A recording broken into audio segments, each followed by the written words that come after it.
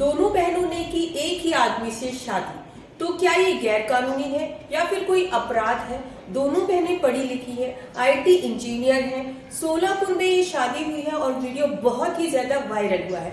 और जब ये वीडियो वायरल हुआ तो बहुत से लोगों का सवाल आया, और ऑफ कोर्स इंडियन आदमी के दिमाग में तो आया ही आया कि एक ही शादी वैलिड है और एक ही पत्नी जीने नहीं देती और दूसरी को और ले आए तो कहते गैर कानूनी है। तो क्या हम भी दूसरी शादी कर सकते हैं? क्योंकि इस आदमी ने एक ही मंडप पे दो शादियां कर ली है। चलिए जानते हैं ये सही है या गलत, गैर कानूनी है या नहीं है, इस पर कार्रवाई हो सकती है या नहीं हो सकती है। अब यहाँ पर क्योंकि दोनों ही तरफ के सदस्य, दोनों लड़कियां, आदमी सभी खुश थे, तो किसी ने कंप्लेन नहीं की। और जब कंप्लेन नहीं आई और ये वीडियो वायरल हुआ तो पुलिस ने खुद ही अपना सुओ मोटो इन्वेस्टिगेशन चालू किया कि ये शादी लीगल है या नहीं है। आपको बता दूं कि अगर आप दूसरी शादी करते हैं एक पत्नी के रहते हुए तो बाइगमी का अपराध बनता है इंडियन पेनल कोड यानी कि आईपीसी 494 के तहत। ये जब होता है जब आपकी पहली पत्नी जिंदा है और आपने उससे लीगली तौर पर पूरे रीति रिवाज से शादी किया और दूसरी शादी भी आप दूसरी औरत से रीति रिवाज के साथ कर रहे हैं। दूसरी बात, जब वो पत्नी जो है ना तो आपका डाइवोर्स हुआ है, अब दो ही बात होती है, डाइवोर्स नहीं हुआ है, जिंदा है, फिर भी आप दूसरी शादी कर रहे हैं और पूरी रीति रिवाज से कर रहे हैं, तो यहाँ पे आप एक क्राइम कर देते हैं, बाइगमी का अपराध कर देते हैं। अब इस केस में ये बाइगमी हुई या नहीं हुई?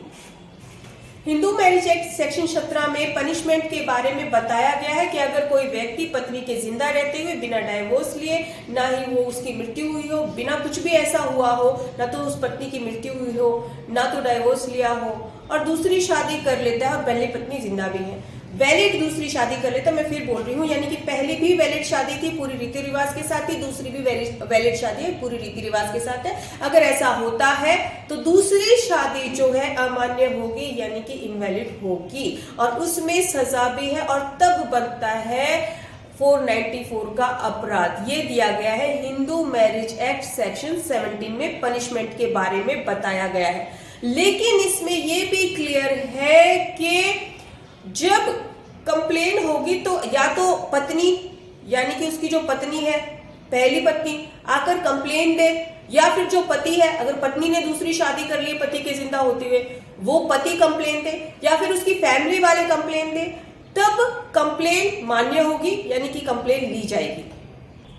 सीआरपीसी सेक्शन 198 में भी कहा गया है कि कोई भी कोर्ट सुओ मोटो कॉग्निजेंस नहीं ले सकता बाइगमी के ऑफेंस का जब तक कि कंप्लेन नहीं की जाए उसके पति के द्वारा या पत्नी के द्वारा या फैमिली के द्वारा। सिंपल शब्दों में किसी न किसी को कंप्लेन करना जरूरी होगा। अब यहाँ इस केस में देखा जाए तो पति भी खुश है, दोनों पत्नियां भी खुश है, दोनों लड़कियां भी खुश है और उनकी फैमिली भी खुश है, तो कंप्लेन करेगा कौन? तो यहाँ पे अब देखेंगे होता है क्या, जबकि सीआरपीसी सेक्शन 198 कहता है कि कंप्लेन करना ऐसी सिचुएशन में, बाइगमी की सिचुएशन में जरूरी है, तभी कुछ ना कुछ हो सकता है। तो कंप्लेन करेगा कौन और इन्वेस्टिगेशन होगी कैसे, आगे देखते हैं। लेकिन आपको ये क्लियर हो गया होगा कि किस तरह से और कब कार्रवाई हो सकती है। लेकिन फिर भी अगर ऐसे केस से रिलेटेड आपकी कोई क्वारी है तो आप हमसे अपॉइंटमेंट लेकर व्हाट्सएप नंबर पर अपनी जो लीगल समस्या है उसका शॉर्ट आउट पा सकते हैं। इसी तरह से हमारे साथ जुड़े रहिएगा। धन्यवाद।